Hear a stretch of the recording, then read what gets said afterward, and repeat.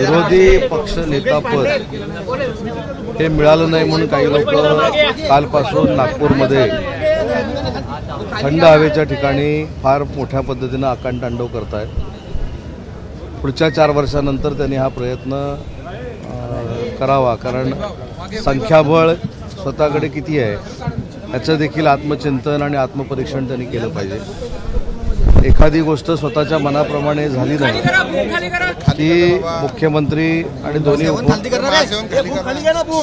दोन्ही उपमुख्यमंत्री यांच्याबद्दल टीका करायची हा एक उद्योग त्यांचा गेली कित्येक दिवस सुरू आहे. परंतु विधानसभेच्या निवडणुकीनंतर त्यांनी आत्मचिंतन खरं करणं गरजेचं होतं की आपले 46च का आले आणि आपला विरोधी पक्षनेता का होऊ शकत नाही हे त्यांनी स्वतः तपासून बघायला पाहिजे. प्रत्येक अधिवेशन आलं की विरोधी पक्षनेता नाही आणि कालपासून नवी जी एक चर्चा सुरू आहे की शिवसेनेचे ज्येष्ठ सदस्य आदरणीय भास्कर जाधव साहेबांना काहीतरी विरोधी पक्षनेतेपदाचं पत्र दिलेलं होतं, परंतु आता ते नाव बदललं जाण्याची शक्यता आहे अशी देखील चर्चा नागपूरमध्ये फार मोठ्या पद्धतीनं सुरू आहे. त्याच्यामुळे विरोधी पक्षनेता जाहीर करणं ही जबाबदारी आणि हे अधिकार विधानसभेचे अध्यक्ष आणि विधान परिषदेचे सभापती या दोघांना आहेत आणि ते दोघेही सक्षम आहेत. ते योग्य तो निर्णय घेतील.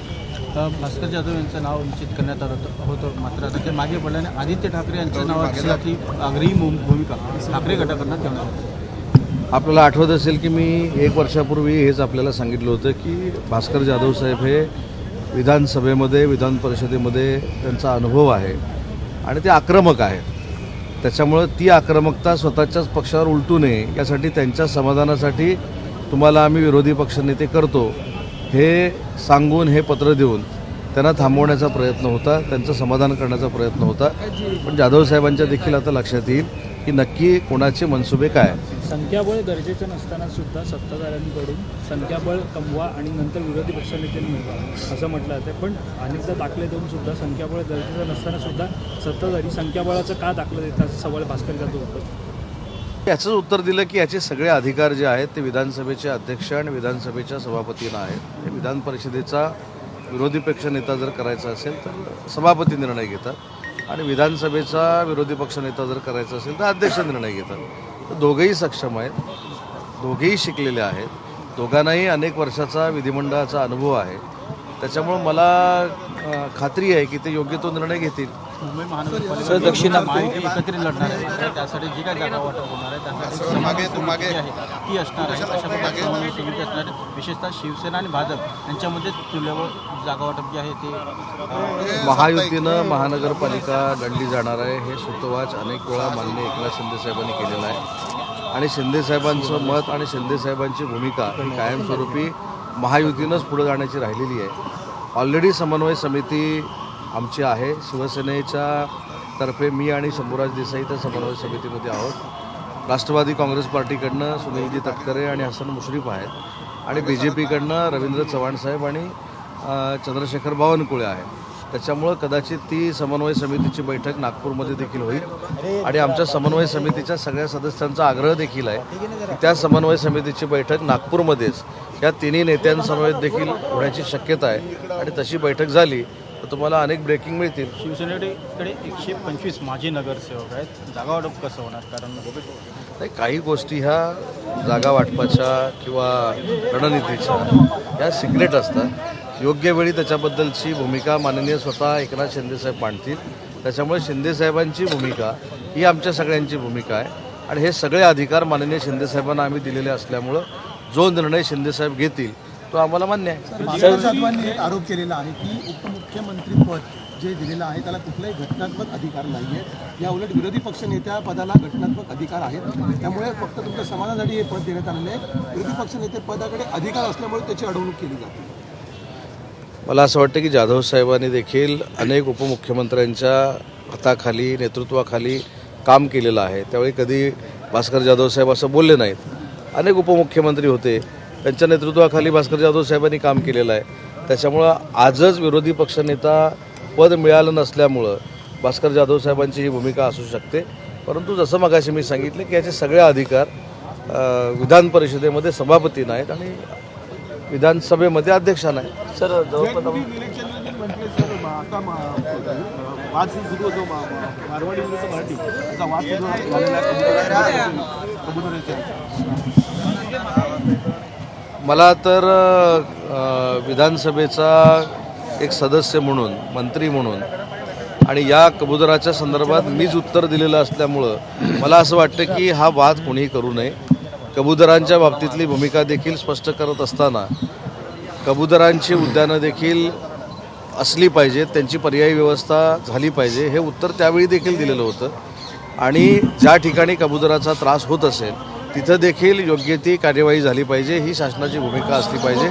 हे सभागृहात उत्तर दिलेलं असताना याच्यावरनं वाद करणं आणि कम्युनिटीमध्ये भिंत निर्माण करणं हे योग्य आहे असं वाटतं. पुण्यातल्या जमीन गैरव्यवहार प्रकरणामध्ये पार्थ अजित पवारांचं नाव आहे म्हणून कारवाईला दिरंगाई होते.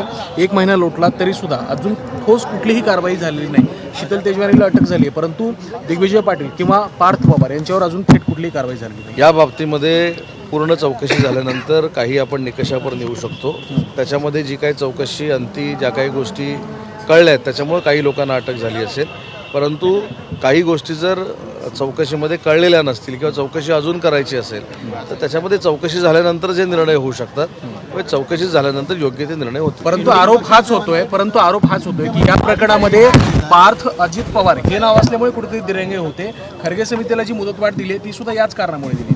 नाही, असं विरोधक म्हणतात त्यांना म्हणू दे ना. विरोधकांनी जर याच्यामध्ये समर्थन केलं तर विरोधक देखील मुख्यमंत्र्यांच्या आणि अजितदादांच्या आणि शिंदेसाहेबांच्या संपर्कात आहेत असा त्याचा अर्थ होतो. त्याच्यामुळे विरोधकांची भूमिका बजावत आहेत. विरोधकांनी आम्हाला सर्टिफिकेट द्यावं, आम्हाला चांगलं म्हणावं, ही लोकशाहीतला जरी एक भाग असला ते करणार नाहीत, कारण ते शेवटी विरोधक आहेत आणि विरोधकांनी आमचं कौतुक कशाला करायला पाहिजे. त्याच्यामुळे या प्रकरणामध्ये चौकशी झाल्यानंतरच योग्य ते निर्णय होतील. सर, दक्षिण आफ्रिकेतून जो सोयाबीन आहे त्याची आयात करण्यात येत आहे. जवळपास यामुळे 1 लाख टनचा सौदा झाल्यामुळे सोयाबीनचा हमीभाव मिळणार नाही, काय सांगा? या बाबतीमध्ये विधानसभेमध्ये देखील चर्चा जर होणार असेल तर चर्चा करू. शेवटी सोयाबीनचा शेतकरी देखील महाराष्ट्राच्या दृष्टीनं आणि आमच्या सरकारच्या दृष्टीनं अतिशय महत्त्वाचा आहे. सोयाबीनच्या शेतकऱ्यावर देखील अन्याय होणार नाही, त्याचं कुठं नुकसान होणार नाही, आम्ही भूमिका घेऊ. भास्कर जाधव यांच्यासोबत चर्चेनंतर प्रताप सरनाईकांनी प्रतिक्रिया दिली की ऑपरेशन टायगर हे सुरूच आहे. नेमकं काय ऑपरेशन टायगर? नाही, प्रताप सरनाईक साहेबांना विचारतो नक्की टायगर कोण आहे आता. त्याच्यामुळं मी प्रताप सरनाईक साहेबांशी अजून भेटलेलो नाही, त्यांच्याशी चर्चा केलेली नाही. पण भास्कर जाधव साहेबांची आणि सरनाईक साहेबांची जर या विषयावर चर्चा झाली असेल तर मी ती समजून घेईन, कारण भास्कर जाधव साहेब माझ्या जिल्ह्यातले आहेत आणि अशा पद्धतीची चर्चा होऊन पुढं काही चांगलं घडणार असेल तर आम्ही सगळ्या गोष्टीचं स्वागत करू. अनेक ऑपरेशन सुरू आहेत असं म्हणता येईल. नाही, ऑपरेशन करण्याची आवश्यकताच नाही. मी अनेक वेळा सांगितले की माननीय शिंदेसाहेबांचं कर्तृत्व आणि नेतृत्व हे फार मोठं असल्यामुळं हा आमच्याकडे येण्याचा ओढा आहे आणि तो कधी थांबणार नाही.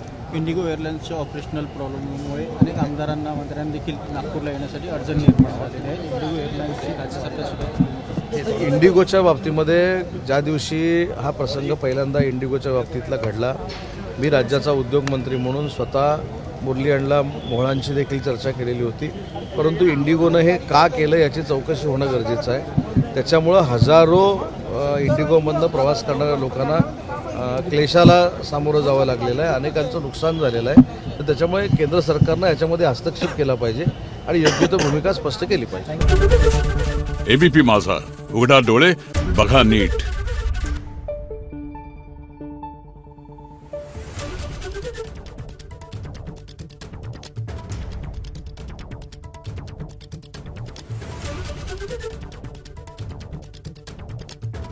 Thank you.